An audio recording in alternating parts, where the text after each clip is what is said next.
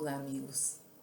É com muita alegria que nós estamos aqui hoje, aproveitando essa tecnologia que nós temos para nos encontrarmos e discutirmos, conversarmos a respeito da doutrina espírita, de tantos assuntos que nós já estudamos na sociedade e que agora no momento não podemos estar juntos, mas essa é uma possibilidade da gente ir rememorando esses assuntos para nos ajudar no nosso dia a dia. Assuntos que são os próprios princípios da doutrina espírita, né? A continuidade da vida após a morte, a espiritualidade, a reencarnação. Nós temos muitas vidas e por isso mesmo essas oportunidades de poder consertar as coisas que nós fizemos de errado, né? Através do amor, através da consciência e outras coisas como o livre-arbítrio, as nossas escolhas, que às vezes as nossas escolhas são boas, às vezes não tão boas, então, mas são escolhas que nós temos essa liberdade para escolher na nossa vida aquilo que é melhor, aquilo que nós achamos que vai nos trazer essa felicidade. E tudo isso com as consequências morais, que seria o Evangelho, não é? Então, no Evangelho nós vamos ver a vivência e a prática de tudo que nós aprendemos que a doutrina espírita nos traz, para que não fique só no nível intelectual, para que a gente possa colocar como vivência. Emmanuel fala isso, né? Em todos os livros, principalmente nas 4 obras dele, daquelas que tem as mensagens que são feitas, da onde são tiradas as palestras, Fonte Viva, Pão Nosso, Caminho, Verdade e Vida, e tem mais uma que eu vou me lembrar. Enfim, esses livros, eles são aqueles livros que Emmanuel mais trata da vivência, dos ensinamentos do Cristo. E isso são as consequências morais, a parte evangélica, é a nossa vivência. Então é isso que é importante a gente ter sempre em mente quando nós estamos estudando a doutrina ou quando nós estamos pensando no que a doutrina nos ajuda na nossa vida. É para isso, para que a gente possa, através desse caminho que nós estamos fazendo reencarnados, podermos desenvolver esses sentimentos e esse amor, essa vontade de ser melhor e colaborarmos para o nosso progresso, porque é para isso que nós encarnamos, para progredir. E principalmente nesses momentos que nós estamos vivendo agora, né? De pandemia, e a gente acaba se colocando e se vendo em situações muito diferentes daquilo que a gente estava acostumado no nosso dia a dia. Uma delas é ficar em casa, é ficar em isolamento, é uma situação nova, a gente nunca ficou. No final de semana é uma coisa, né? Ai, que bom, depois de trabalhar, ficar em casa, é a paz. Mas quando chega na segunda, embora a gente reclame, essa é a dinâmica da vida. A gente ir para a vida, trabalhar e se desenvolver, estar com as pessoas, é uma necessidade muito grande, né? Mas por conta dessa pandemia, nós somos obrigados a mudar toda a nossa rotina. E temos que estar preparados nisso. E nós não podemos dissociar as coisas que nós vivemos aqui na materialidade com as coisas espirituais, porque na verdade é só um outro lado, não é? Mas nós continuamos vivendo aqui junto com os espíritos, que nós não os vemos porque estamos encarnados, mas eles estão junto de nós, estão convivendo também, todo tipo de espíritos, da mesma maneira que nós estamos na sociedade com todo tipo de pessoa. Então, se nós estamos em isolamento porque é necessário para nos preservar, nós temos que lembrar mais uma vez do doutrina espírita, lá na lei de conservação.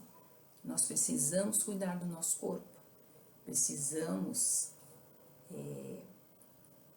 nós nos responsabilizamos por esse corpo que é aquele que nos possibilita viver todas as experiências que nós vivemos aqui. Se nós não tivermos o corpo, nós desencarnamos, né?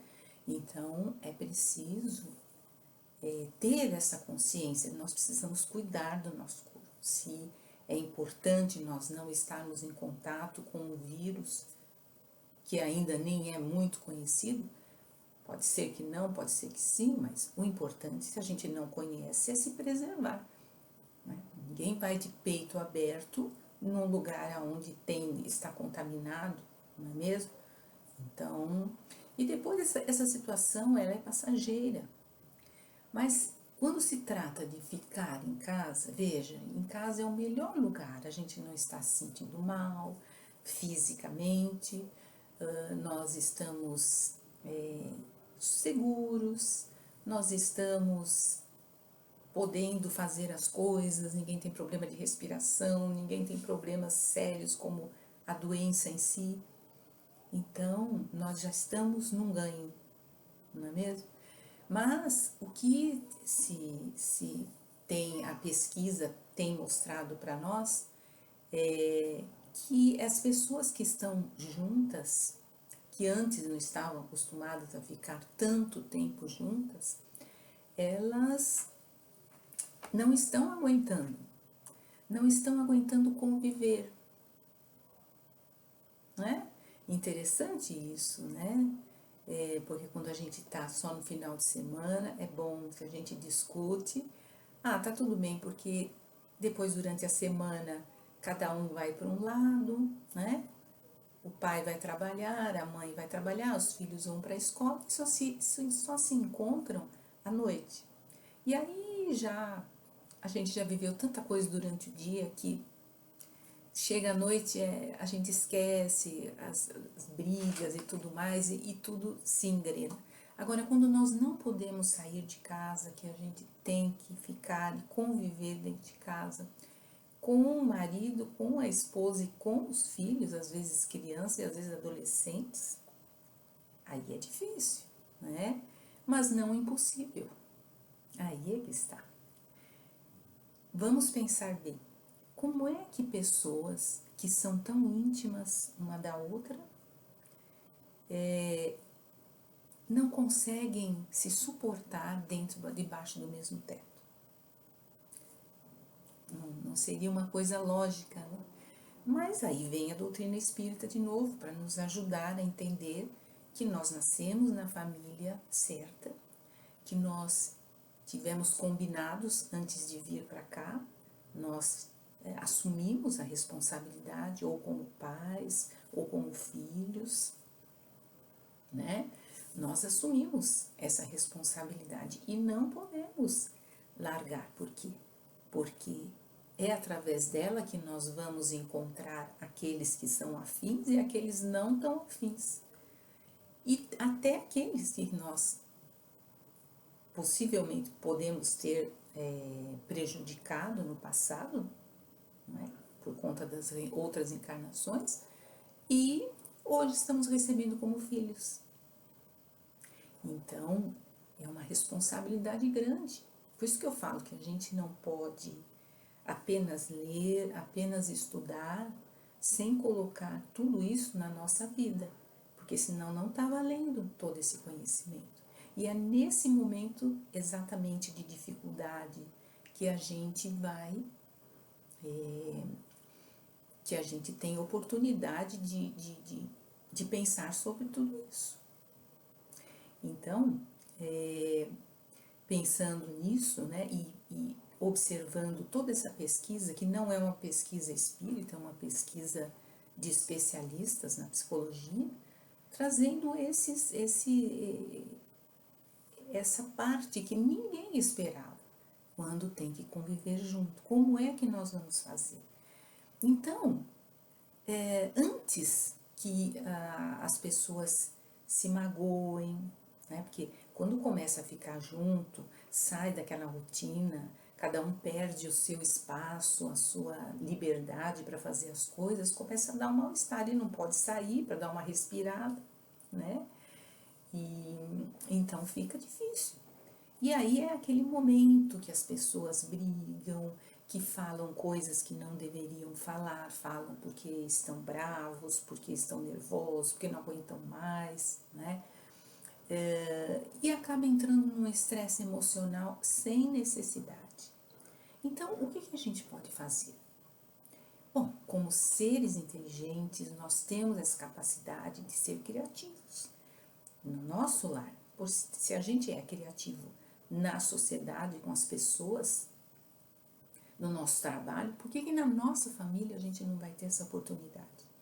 Então, é aquela oportunidade de, primeira coisa, pôr ordem na bagunça, né? Vamos dizer assim. Porque quando a gente começa uma rotina nova sem se conversar, fica difícil de cada um saber o seu papel, o que ele deve fazer, mesmo sendo criança. Aí a gente chama atenção, a criança não entende por que está chamando atenção e não se fala nada, e aí acaba só em briga, né? Acaba em briga e ninguém me entende, eu não aguento mais, e aí as pessoas se machucam sem necessidade. Diz a pesquisa que tem alguns casais que já estão pedindo divórcio. Então, é muito pouco para a gente jogar a toalha, né?